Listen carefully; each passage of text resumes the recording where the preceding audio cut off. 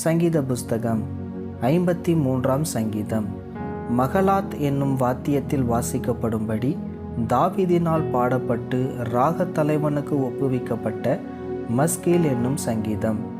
தேவன் இல்லை என்று மதிகேடன் தன் இருதயத்தில் சொல்லிக் கொள்ளுகிறான். அவர்கள் தங்களை கெடுத்து அருவருப்பான அக்கிரமங்களை செய்து வருகிறார்கள்.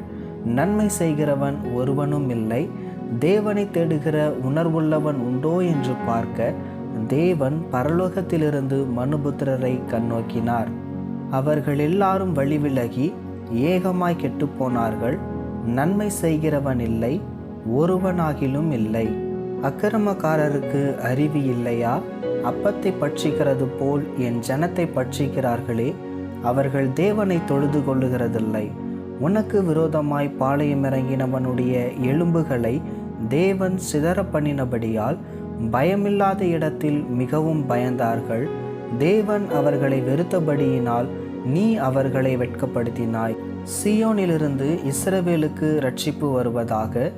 தேவன் தம்முடைய ஜனத்தின் சிறையிருப்பை திருப்பும் போது யாக்கோப்புக்கு களிப்பும் இஸ்ரவேலுக்கு மகிழ்ச்சியும் உண்டாகும்.